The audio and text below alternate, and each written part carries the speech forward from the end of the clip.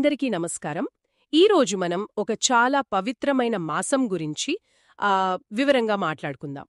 అదే కార్తీక మాసం. నమస్కారమండి.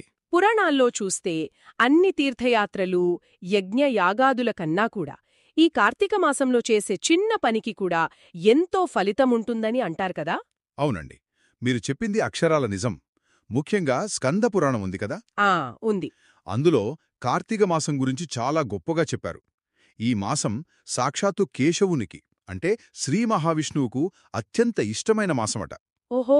అందుకే ఈ నెలలో ఆ స్వామిని తలుచుకుని చేసే చిన్న పుణ్యకార్యమైనా సరే అక్షయమైన అంటే తరగని అంతులేని ఫలితాన్ని ఇస్తుందని చెప్తారు. అద్భుతం.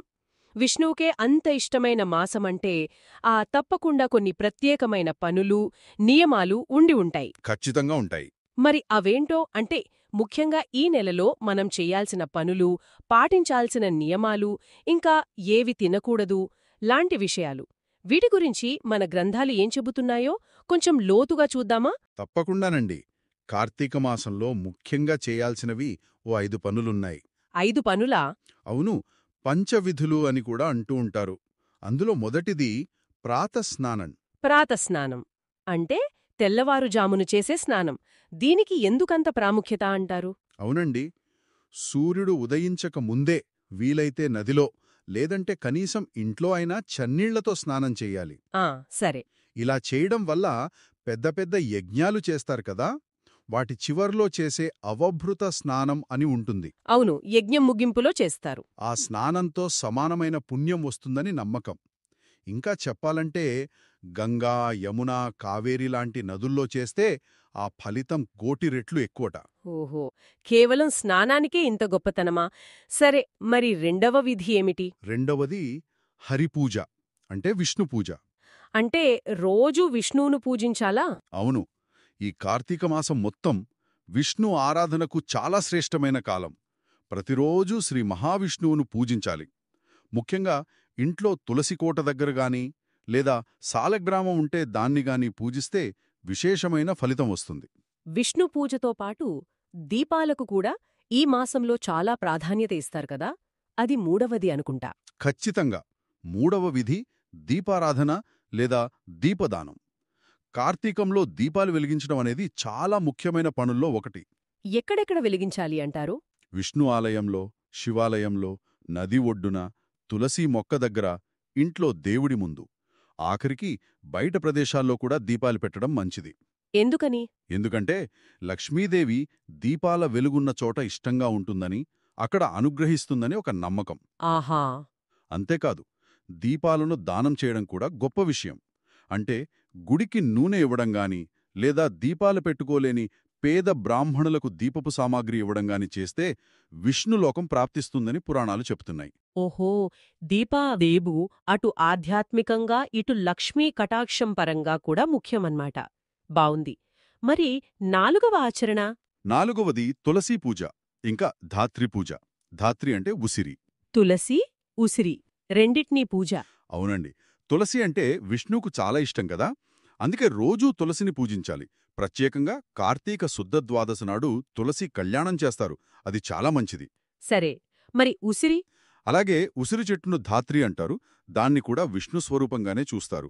ఉసిరి చెట్టును పూజించడం, ఉసిరికాయలతో స్నానం చేయడం, ఇంకా కార్తీక పౌర్ణమికి గాని వేరే మంచి రోజుల్లో గాని ఉసిరి చెట్టు కింద భోజనం చేయడం అంటే వనభోజనం అంటారు కదా.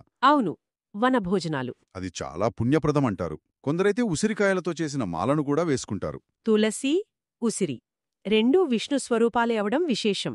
ఇక చివరిగా 5వ విధి. చివరిది 5వది దానం. కార్తీక మాసంలో చేసే దానానికి అక్షయమైన ఫలితం వస్తుందట.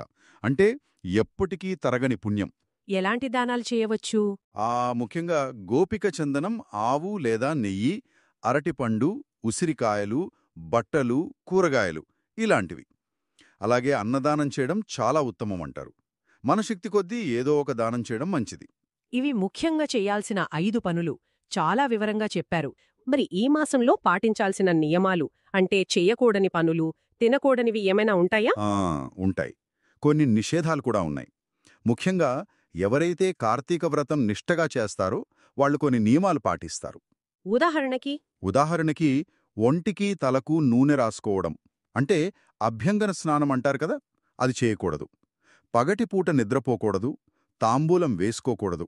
తాంబూలమంటే వక్క, ఆకు, సున్నం కలిపి వేసుకునేది కదా. అవును, అది సేవించకూడదని నియమం. ఆహార నియమాల విషయంలో మరిన్ని జాగ్రత్తలేమైనా ఉన్నాయా? సాధారణంగా అయితే కార్తీక మాసంలో తులసి ఆకులను తినకూడదు అంటారు.